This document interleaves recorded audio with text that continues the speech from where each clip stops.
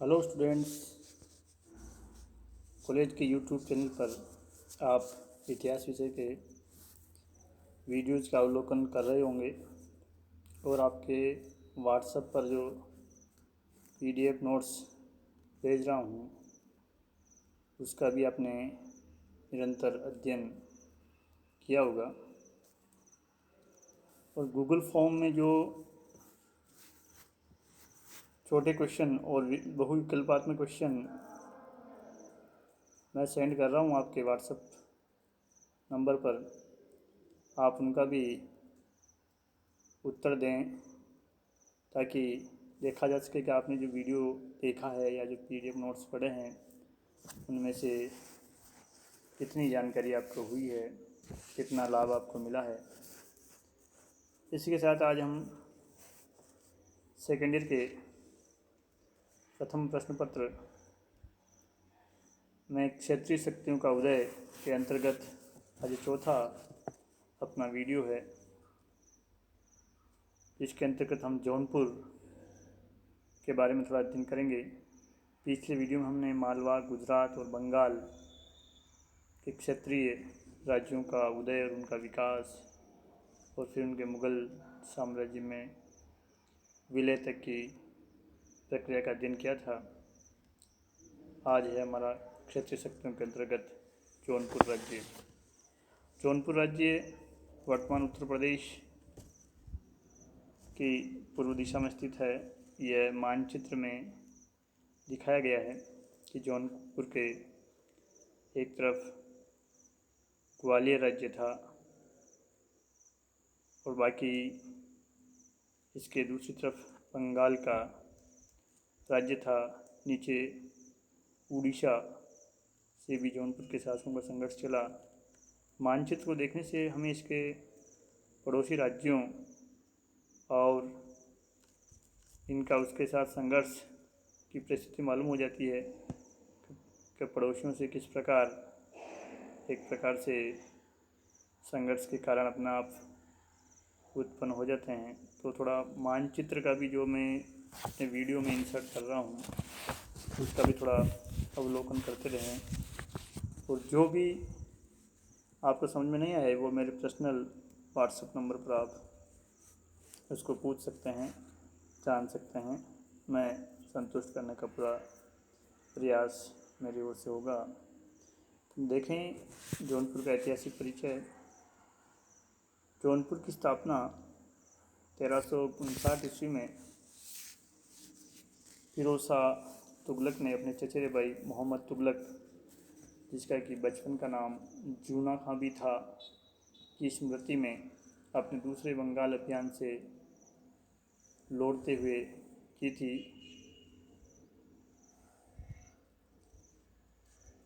1394 ईस्वी में दिल्ली सल्तनत के शासक नासिरुद्दीन महमूद तुगलक ने मलिक सरवर को जौनपुर का सूबेदार नियुक्त किया था और उसे मलिक सर की उपाधि भी प्रदान की।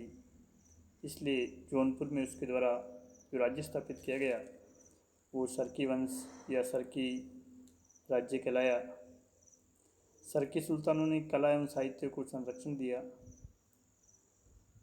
प्लस देश के विभिन्न भागों से कवि, लेखक और विद्वान जौनपुर में आकर बसे। पद्मावत के लेखक मलिक मोहम्मद आयशी जौनपुर के ही रहने वाले थे। शेरशाह सूरी, जिसने 1540 से 1545 ईस्वी तक भारत पर शासन किया था, की शिक्षा भी जौनपुर में हुई थी। सरकी शासकों के काल में सांस्कृतिक विकास के कारण जौनपुर को भारत का सिराज कहा जाता था। जौनपुर के इस ऐतिहासिक परिचय में जीके से संबंधित और इतिहास की जानकारी से संबंधित कंपटीशन से संबंधित कई प्रश्न तैयार हो गए हैं। पहला तो जौनपुर राज्य का संस्थापक कौन था? मलिक सरवर था। जौनपुर राज्य की स्थापना कब किसने की और इसका नाम जौनपुर क्यों रखा? एक बार 2003 में आरपीएससी के इंटरव्यू में पूछा गया था स्कूल लेक्चर में कि फिरोज तुगलक ने इस नए राज्य का नाम जौनपुरी क्यों रखा। एक बार एक सवाल इसमें भी आया था, शायद स्कूल लेक्चर या कॉलेज लेक्चर में था, कि शेरशाह सूरी की शिक्षा कहाँ हुई थी। इसका उत्तर भी जौनपुर है। मलिक मोहम्मद जायसी भी जौनपुर के रहने वाले थे। और भारत का सिराज किसे कहा जाता था, जौनपुर को क्यों कहा जाता था, सांस्कृतिक विकास के कारण। तो बहुत सारे छोटे छोटे सवाल जो उपयोगी है कंपटीशन के लिए, वो इसके ऐतिहासिक परिचय में और नोट्स में हमें ध्यान में रखना है। जौनपुर के प्रमुख शासकों का हम अध्ययन करेंगे। इसका पहला शासक मलिक सरवर था, जो 1394 से 1399 ईस्वी तक जौनपुर का शासक रहा। मलिक सरवर मूलतः महमूद तुगलक का एक दास था। अपनी योग्यता के कारण वह दिल्ली सल्तनत का वजीर बन गया और 1394 ईस्वी में से जौनपुर का सूबेदार बनाया गया। उसने जौनपुर राज्य का विस्तार किया और अलीगढ़ से लेकर के तिरहुत तक के संपूर्ण प्रदेश को जौनपुर राज्य में मिला लिया। केंद्रीय सत्ता की दुर्बलता का लाभ उठाकर उसने एक स्वतंत्र शासक के समान व्यवहार करना शुरू कर दिया। यद्यपि उसने कभी भी सुल्तान की उपाधि धारण नहीं की।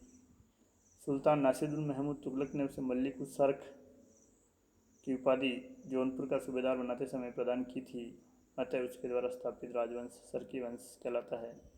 1399 ईस्वी में मलिक सरवर की मृत्यु हो जाती है। दूसरा शासक मुबारक शाह था, जो मलिक सरवर का दत्तक पुत्र था। इसका मूल नाम करणफूल था। यह मुबारक शाह की उपाधि धारण करके जौनपुर का शासक बना। यह जौनपुर का पहला सुल्तान था जिसने सुल्तान की उपाधि धारण की, अपने नाम के सिक्के जारी किए और खुतबा भी इसने पढ़वाया था। इसके शासनकाल में दिल्ली से सुल्तान महमूद तुगलक के वजीर मल्लू इकबाल ने जौनपुर पर आक्रमण किया और उस पर अधिकार करने का प्रयास किया, लेकिन उसे सफलता नहीं मिली। 1402 ईस्वी में मुबारक शाह की मृत्यु हो गई और उसकी मृत्यु के बाद उसका छोटा भाई इब्राहिम शाह जौनपुर का शासक बना। इब्राहिम शाह जौनपुर का सबसे अधिक प्रसिद्ध और महान शासक था। उसके शासनकाल में दिल्ली और जौनपुर के संबंधों में काफ़ी कटुता आई। वजीर मल्लू इकबाल से परेशान होकर के जब दिल्ली का सुल्तान नासिरुद्दीन महमूद तुगलक जौनपुर पहुंचा, तो इब्राहिम शाह ने उसका यथोचित यानी कि सुल्तान के समान उसका स्वागत नहीं किया। प्लस उसने नाराज होकर के कन्नौज पर अधिकार कर लिया था। इब्राहिम शाह ने बंगाल के धर्माचार्यों के अनुरोध पर बंगाल पर आक्रमण किया और बंगाल के शासक राजा गणेश को एक संधि करने के लिए विवश किया, जिसके तहत उसके पुत्र को इस्लाम धर्म ग्रहण करा करके बंगाल का शासक बनाया गया। इसने कन्नौज पर पुनः अधिकार करने का प्रयास किया मगर असफल रहा। इब्राहिम शाह शिक्षा एवं कला का संरक्षक था। उसने देश के विभिन्न भागों से विद्वानों को जौनपुर में आमंत्रित किया और उन्हें सहायता दी, उनके जीवन निर्वाह की व्यवस्था की। मैथिली भाषा के कवि विद्यापति ठाकुर और काजी शिहाबुद्दीन को भी इब्राहिम शाह ने संरक्षण दिया। विद्यापति के कीर्तिलता काव्य में जौनपुर और इब्राहिम शाह का सुंदर वर्णन हमें प्राप्त होता है। इब्राहिम शाह ने जौनपुर में कई विद्यालयों और कई सुंदर इमारतों का निर्माण करवाया। उसके शासनकाल में स्थापत्य की एक नई शैली सरकी शैली का विकास हुआ, जिसमें हिंदू स्थापत्य कला का प्रभाव भी दिखाई देता है। जौनपुर की जो प्रसिद्ध मस्जिद है अटाला मस्जिद, ये सवाल कई बार कंपटीशन एग्जाम में आ चुका है कि अटाला मस्जिद कहाँ है ना। तो जौनपुर में है और इस जौनपुर की इस अटाला मस्जिद का निर्माण इब्राहिम शाह सरकी ने करवाया था और वहीं झांझरी मस्जिद का निर्माता भी इब्राहिम शाह था। इसी के काल में सांस्कृतिक उन्नति के कारण जौनपुर भारत का सिराज कहलाता था। इब्राहिम शाह का उत्तराधिकारी महमूद शाह था। उसने चुनार पर विजय प्राप्त की एवं कालपी और दिल्ली पर भी आक्रमण किया, मगर सुल्तान बहलोल लोदी से परास्त हुआ। 1457 में महमूद शाह की मृत्यु के बाद उसका पुत्र भीखन मोहम्मद शाह के नाम से शासक बना, मगर वह बड़ा क्रूर एवं निर्दयी था। उसने अपने अमीरों का दमन करने का प्रयास किया। परिणाम स्वरूप अमीरों ने उसकी हत्या करके उसके छोटे भाई हुसैन शाह को जौनपुर की गद्दी पर बिठा दिया। हुसैन शाह सरकी वंश का अंतिम शासक था। उसके शासनकाल में दिल्ली व जौनपुर के मध्य संघर्ष जो है अपनी चरम सीमा पर पहुंच गया। हुसैन शाह ने तिरहुत के जमींदारों का दमन किया तथा उड़ीसा के शासक राय कपिलेंद्र और ग्वालियर के शासक मानसिंह को क्षतिपूर्ति के रूप में बहुत बड़ी धनराशि देने के लिए बाध्य किया। उसने दिल्ली पर भी आक्रमण किया कर सुल्तान बहलोल लोदी से पराजित हुआ और बिहार में शरण लेने के लिए बाध्य हुआ। बहलोल ने जौनपुर पर अधिकार कर लिया और अपने पुत्र बारबक शाह को वहाँ का सूबेदार नियुक्त किया। तो इस प्रकार 1479 ईस्वी में 79 में हुसैन शाह को जौनपुर से निकाल दिया गया। हुसैन शाह ने जौनपुर पर पुनः अधिकार करने का प्रयत्न किया, मगर वह असफल रहा और बिहार में ही उसकी मृत्यु हो गई। और इस प्रकार जौनपुर पुनः दिल्ली सल्तनत का अंग बन गया। जौनपुर अपने राजनीतिक विकास के कारण नहीं वरन अपने सांस्कृतिक विकास के कारण, स्थापत्य के विकास के कारण, एक प्रकार से हम कहें अपने शिक्षा और साहित्य के कारण इतिहास में अपना महत्वपूर्ण स्थान रखता है।